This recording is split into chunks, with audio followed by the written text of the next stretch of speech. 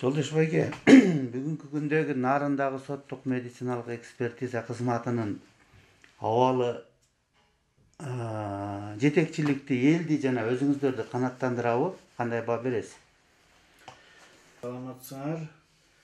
Эми Кудай буйруса, биз экспертиза бул кызмат боюнча элдерди канааттырам деп ойлойм. Эки тарап болот. Bir taraf потерпевший, bir taraf обвиняемый. Анан биз экөөнүн ортосуна мыйзамга катары, өздөрүнө катары дагы кандай степень тяжести беребиз да. Анан кийин биз жазган кагаз кээде жетишпегенде бизге узкий специалисттер керек. Бизге ошолордун жардамы менен, например, невролог керек, травматолог, гинеколог, биз ошол жака дагы жиберип турабыз да. Анда мисалы сиздердин адистер, эксперттер кайсыл тармактарды карайт?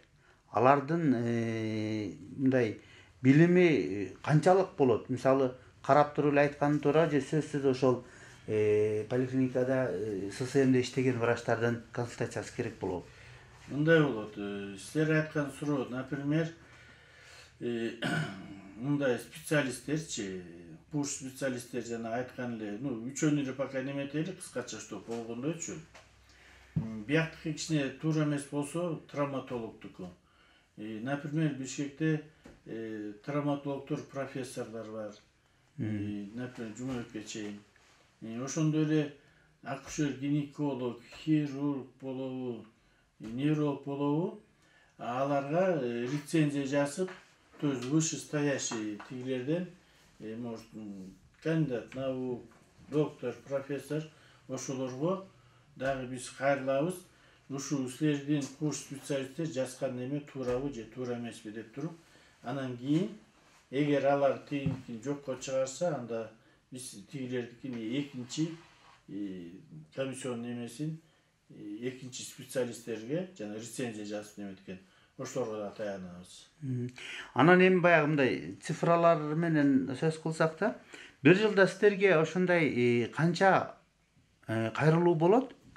Ошонун канчасы талаш, канчасына мындай болжолдуу болгондо макул болуп эле первичный экспертизага эле макул болуп калышат. Канчасы эмеге берет? Мындай бизде, например, 100% келди десек, ошонун сөзсүз 10% нааразы болушат. Анан республиканский кетет. Потому что мына 5 бармак тең дегенде элдер дагы эмес. Мени ал катуу чапты дейт, же неме чапты дейт. Экспертизага эч качан любой жерде, Кыргызстан болобу, Россия болобу, Америка 100% эксперт менен баары макул болбойт.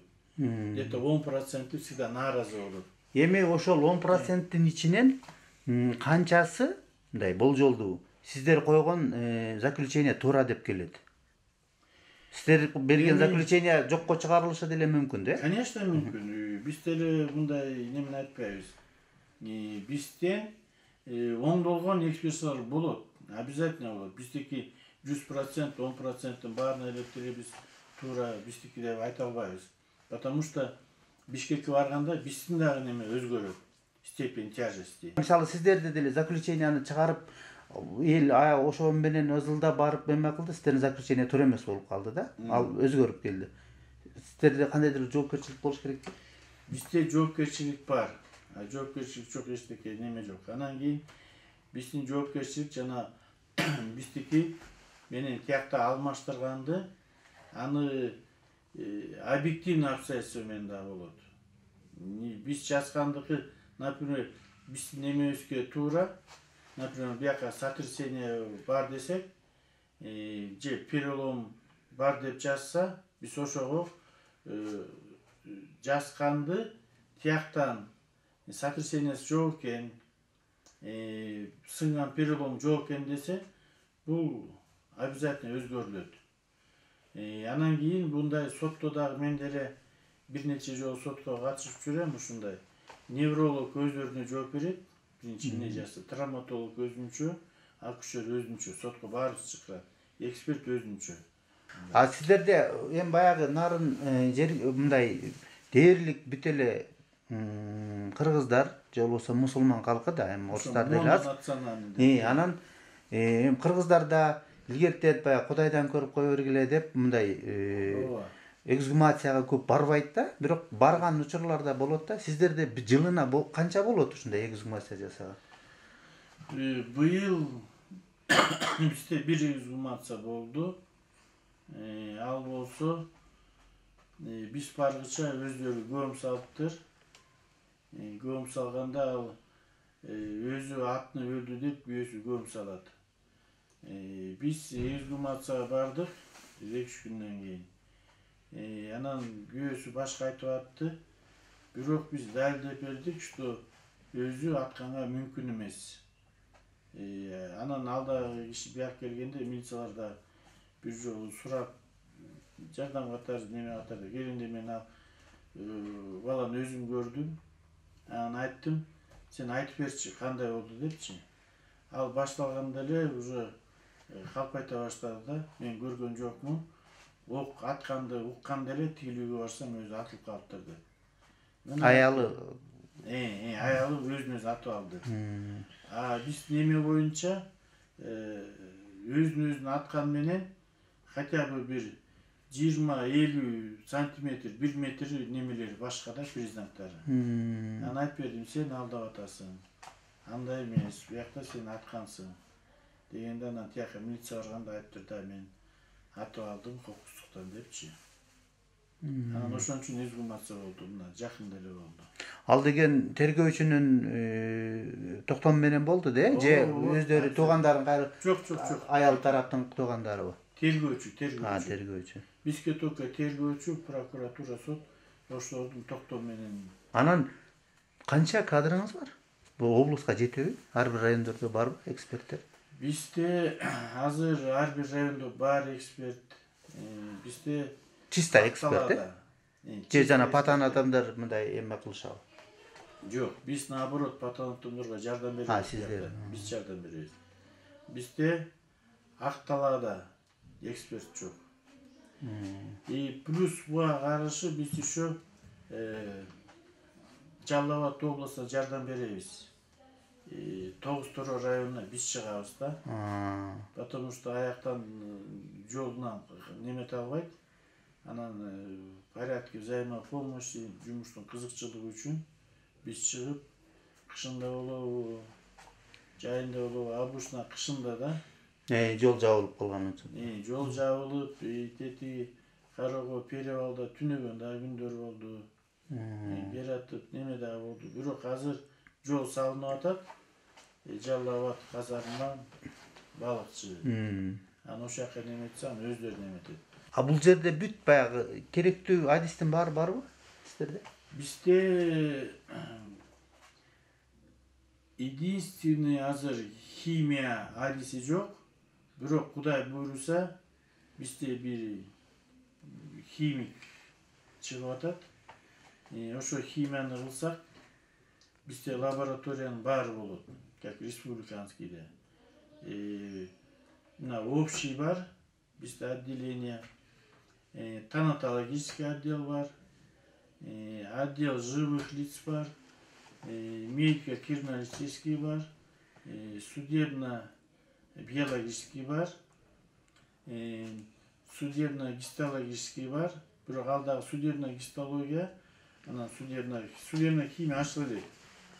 Судебно-гистология ачылды, бирок полный жакшы иштей элек, потому что бизге азыр аппаратура немелерди азыр биз международный организацияларга да кат жасап атканбыз. Неме жардам бериле деп. Азыр вот бир Италиядан даже конокко чакырдык.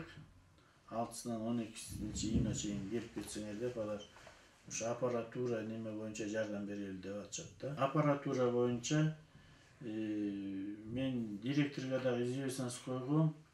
Биз азыр кат даярдап атабыз. Кытайча, түркчө, англисче. То есть биз катты Пекинге жиберебиз, Анкарага жиберебиз, Москвага жиберебиз, Вашингтон, Лондон дагы бир немелерди азыр стадии перевода bizçi. Анан алар менен даже 10-15-20 өлкөгө жасалды деп атабыз. Хотя бы 1% болуп калса, потому что алардын аппараттары бүт баары современный да. Биз азыр Кыргызстанда илгерки биздин современный аппаратыбыз эле микроскоп. Калганыбыз өзүбүздүн знания. Анан кийин өзүбүздүн жана бизде республиканский центрда мурун берген жана инструменттерди. Ошолор эле да основной. А бизде жана фотосовмещение, например, ДНК деген аппарат, ошолорду алалы деп атабыз. Кудай буйруса жана сурап. Анан кийин химиянын аппараты эң кымбат. Например, биздин республиканский алды почти $10.000 тегерегинде да. Бирок ага да специалистти үйрөтүш керек. Мына арыз деп атасыз да, ошол эмне боюнча көп арызданышат?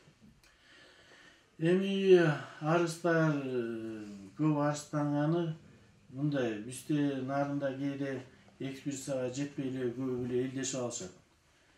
Бирок ошондой чекке чыккан немелер бар, ушундай бирөө сабаса арызданат. Например, дагы баягыда бирөөнүн көзүн чап, көзү түшүп калып, ал деле арыз жазбай, Турцияга барып, ошо көзүн айыктырайын десе, тиги акчасын толук бербей көп сурап атасың деп. Айла жок, келип бизден неметет да. Эксперт катары айтсаңыз да, элге мындай кайрылууңуз. Ушундай эгер туура эмес иштер болсо, ачык кайрылыш керекпи?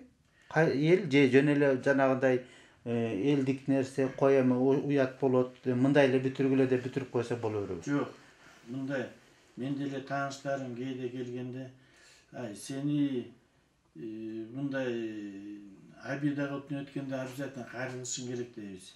Кайрылгынын анан кийин эгер кечирсең анан кийин кечирдим деп жазып койсо, тиги эчтеке кандай неме кылбайт депчи. Алар вот жазсам эми тигинтип жазсаң сага өзүңө жакшы болот. Мына муну жазбай коюп, эми муну сен канча жашайсың билбейм, ошо боюнча могу жүрөгүңдө калып, аны эстеген сайын өзүң жаман болосуң. Зачем аны кылып? Мына сен мына көкала болуп неметтиң же тиягың чапты, неметти барып туруп, өзүң күнөөлүкүн билип атасың. Анан кыргызча бизде обычно көңүл неметкенде, анан кийин элдешкендер көп болот биздечи кайра.